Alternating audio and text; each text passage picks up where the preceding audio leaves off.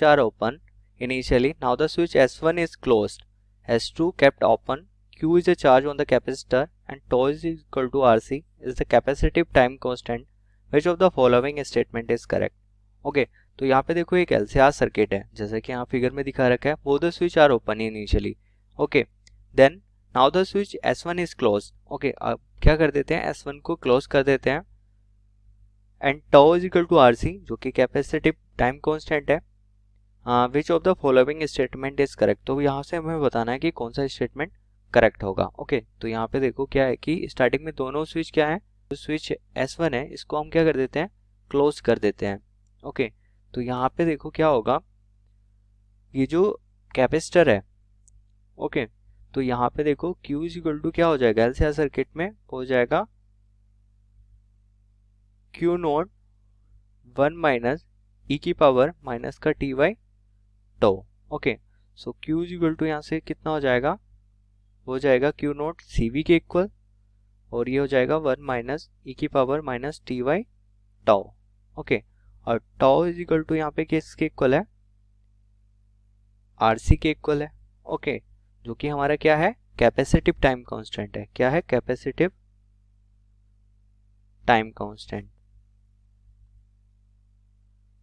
Okay so अब यहाँ पे देखो हमें बताना है कि इनमें से कौन सा ऑप्शन मेरा करेक्ट होगा. ओके तो यहाँ पे देखो Q इज इक्वल टू क्या आया यहाँ पे एलसीआर सर्किट में, सी वी 1 माइनस ई की power minus t by tau. Okay ये इक्वेशन फर्स्ट हो गया.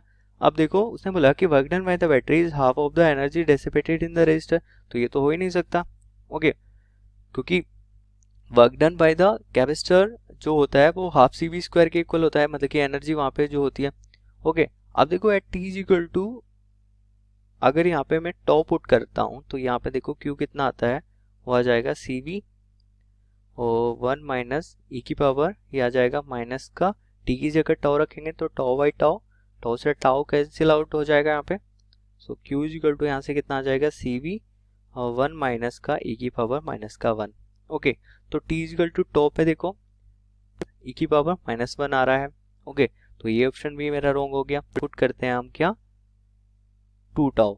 ओके तो यहाँ से देखो Q इज इक्वल टू कितना आ जाएगा, सी वी और 1 माइनस का ई की पावर माइनस टी की जगह टॉ 2 टॉ अपॉन में टॉ, टॉ से टॉ कैंसिल आउट हो गया. तो Q इज इक्वल टू यहाँ से देखो कितना आ गया, सी वी 1 माइनस का ई की पावर माइनस का 2. ओके तो यहाँ पे देखो जब हम इसमें क्या रख रहे हैं, t is equal to 2 tau रख रहे हैं, Q is equal to Q nought 1 minus e की पावर टी बाई टो में, तो यहाँ पे देखो ये आता है Q is equal to C V 1 minus e की पावर माइनस 2. तो यहाँ पे देखो ये ऑप्शन क्या हो जाता है मेरा, करेक्ट हो जाता है. Okay t is equal to tau पे देखो सी वी 1 माइनस ई की पावर माइनस 1, ये तो नहीं आ रहा तो ये भी रॉन्ग हो गया. तो यहाँ पे हमें बताना था कि कौन सा स्टेटमेंट मेरा करेक्ट होगा. तो यहाँ पे मेरा C option will be correct for this question. I hope you like this video and thanks. एक इंडक्टर है जिसका इंडक्टेंस हमें दे रखा है 100 मिली हेनरी, ठीक है, और एक रजिस्टर है जो कि R इक्वल्स टू दे रखा है 100 ओम का, ठीक है, और ये कनेक्टेड है दोनों एक बैटरी से जिसका पोटेंशियल दे रखा है हमें कितना है 100 वोल्ट का, ठीक है. बोल रहे हैं इनिशियली कनेक्टेड इन सीरीज में कनेक्टेड है, जैसे कि हम देख सकते हैं L R और E कनेक्टेड है इस तरह से. तो after a long time battery is disconnected after short circuiting the point A and B और ए पॉइंट के बीच में क्या होता है, शॉर्ट सर्किट होता है, जिसकी वजह से जो E है वो क्या होती है, डिस्कनेक्ट हो जाती है इस सर्किट से, मतलब L और R से. मतलब लॉन्ग टाइम बोल रहा है, मतलब तब तक जब तक ये स्टडी स्टेट लेट से अचीव कर लेता है, उसके बाद जो है ये शॉर्ट सर्किट हो रहा है, ठीक है, मतलब डिस्कनेक्ट हो रही है ये बैटरी जो लगी हुई है, ठीक है. मतलब ये फुल चार्ज हो रहा है हमारा इंडक्टर. पहले क्या होता है, चार्ज होगा मतलब करंट ग्रोथ होगी इसमें, उसके बाद स्टडी स्टेट आ जाएगा, फिर जितनी करंट आएगी पास होती रहेगी, पहले यह चार्ज होगा उसके बाद यहाँ पर स्टडी स्टेट आ जाएगी. उस टाइम पर लेट से कि इसमें क्या होता है, डिस्कनेक्ट हो जाती है बैटरी, तो ये क्या होगा, डीके होगा इसमें करंट में, मतलब ये चार्ज है तो करंट इसमें फ्लो होगी, कुछ न कुछ देर तक करंट ये फ्लो करेगा सर्किट में. तो वही बोल रहा है the current in the circuit after 1 millisecond, ठीक है, 1 मिली सेकेंड के बाद जो शॉर्ट सर्किट हुआ है, मतलब जैसे ही वो होता है उसके 1 मिली सेकेंड के बाद जो सर्किट में करंट फ्लो होगी वो क्या होगी, ठीक है, इंडक्टर के थ्रू. तो यहाँ पर हम देखते हैं, यहाँ पर इसको हम देख सकते हैं, जो करंट है आई वो क्या होगी, ई बाई आर, ठीक है, वी बाई आर होता है, तो यहाँ पर ई है पोटेंशियल डिफरेंस, तो ये हो जाएगा ई बाई आर. तो ये स्टडी स्टेट के लिए है, ठीक है. स्टेडी स्टेट, इस टाइम पर स्टेडी स्टेट अचीव कर सकते हैं हम, ठीक है। लेट ई जो है शॉर्ट सर्किट होता है वो time t equals to zero पर, time t equals to zero पर हम मान लेते हैं कि टी इक्वल टू जीरो पर शॉर्ट सर्किट हो रहा है, ठीक है। तो उस टाइम पर क्या होगा, जो आई नॉट होगी, जो करंट होगी वो मैक्सिमम होगी। जो शॉर्ट सर्किट हुआ तो करंट सर्किट में क्या होगी, लेट्स से मैक्सिमम थी, तो आई नॉट उसको बोल सकते हैं, तो आई नॉट इक्वल टू हो जाएगा ई डिवाइड बाई आर, ठीक है। ये हमारा इक्वेशन फर्स्ट मान लेते हैं इसको, ठीक है।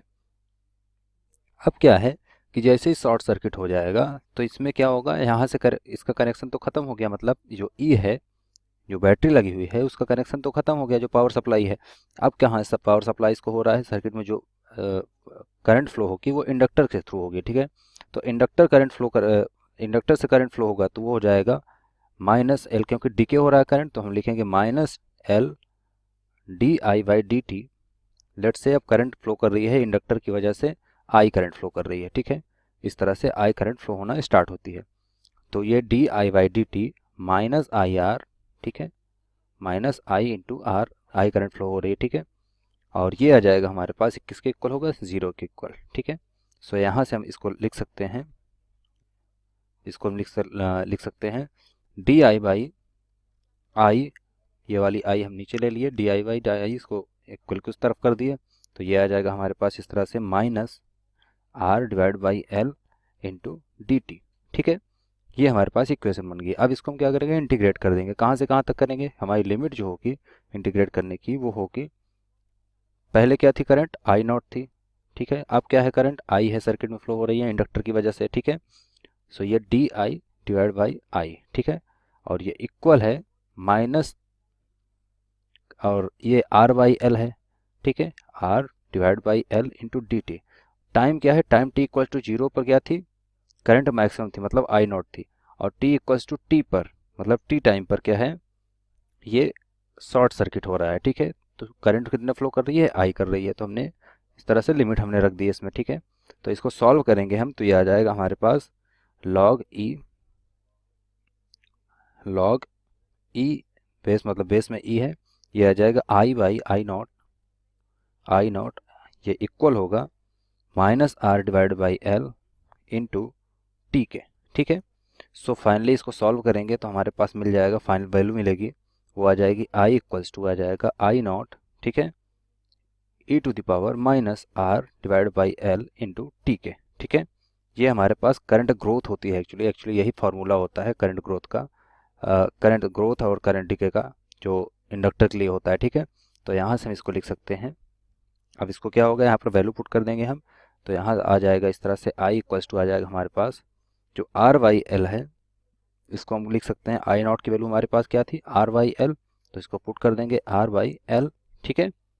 सो ये आ जाएगा हमारे पास R Y L e to the power हो जाएगा minus R divide by L into t के, तो इसमें वैल्यू पुट कर देंगे। सो इसके वैल्यू पुट कर देंगे तो आर की वैल्यू हमें दे रखा है 100 ओम और एल की वैल्यू दे रखा है 100, ठीक है, मिली हेनरी। तो यहाँ से आ जाएगा इस तरह मल्टीप्लाई बाई हो जाएगा ये e to the power minus R की वैल्यू हमारे पास 100 इंटू टाइम की वैल्यू दे रखा है 1 मिली सेकेंड, तो 1 मिली सेकेंड मतलब 10 टू पावर माइनस 3 सेकेंड, ठीक है, डिवाइड बाई हो जाएगा एल की वैल्यू, एल मतलब 100 इंटू 10 टू पावर माइनस 3, ठीक है।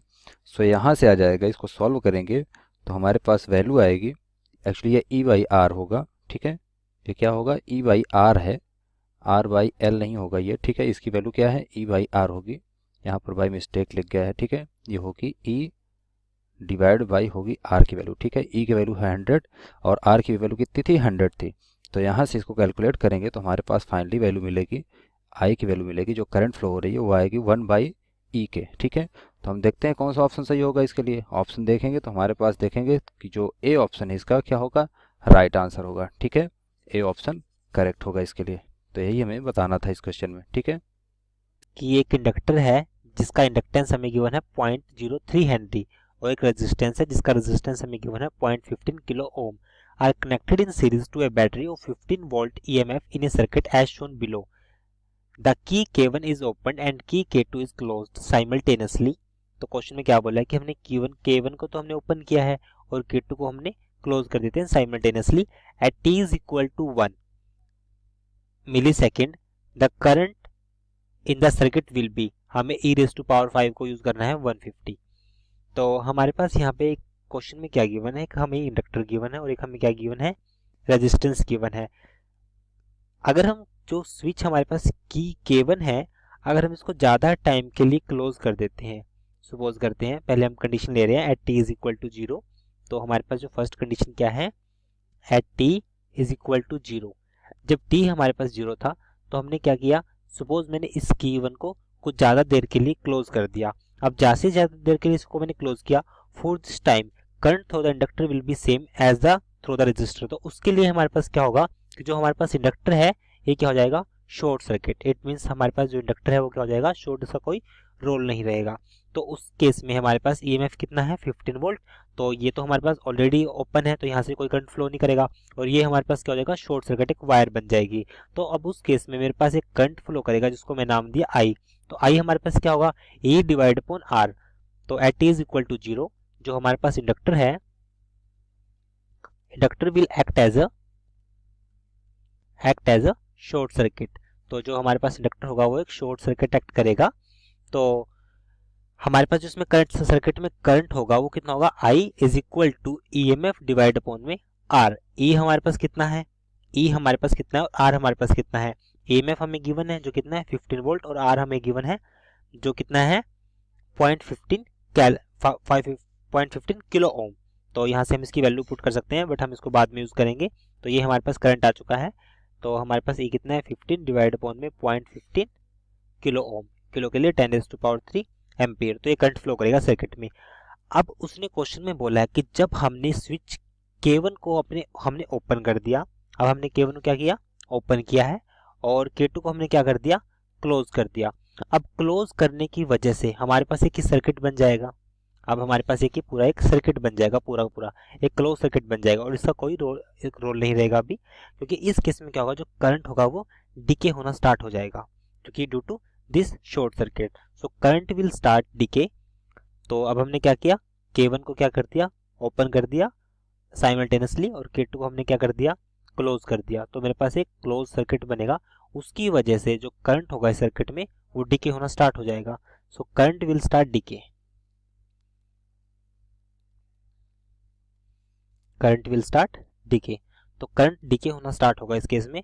तो डिके होने की जो इक्वेशन हम इसमें यूज करते हैं वो क्या होती है, I is equal to i naught E raise to power minus R by L into t, R by L into t. T हमारे पास है टाइम, ये हमारे पास इक्वेशन होती है। तो अब हम इसने क्वेश्चन में बोला है कि जब t हमारे पास 1 मिली सेकेंड था, जब t हमारे पास 1 मिली सेकेंड था तो हमें क्या आएगा, क्या मिलेगा।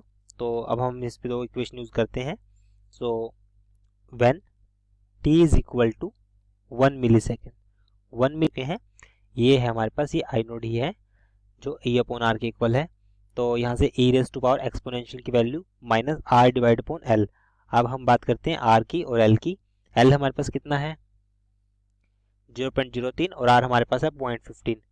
तो यहाँ से हमारे पास कितना होता है, E raise to power minus के लिए रेजिस्टेंस हमारे पास है 0.15, मीन्स 0.15 इंटू 10⁻³ किलो के लिए, और टाइम हमारे पास है 1 millisecond, 1 into 10⁻³ divide upon में L हमारे पास कितना है 0.03। तो यहाँ से सॉल्व करने के बाद हमारे पास I किसके इक्वल आएगा, E हमारे पास है 15, R हमारे पास कितना है 0.15 इंटू 10⁻³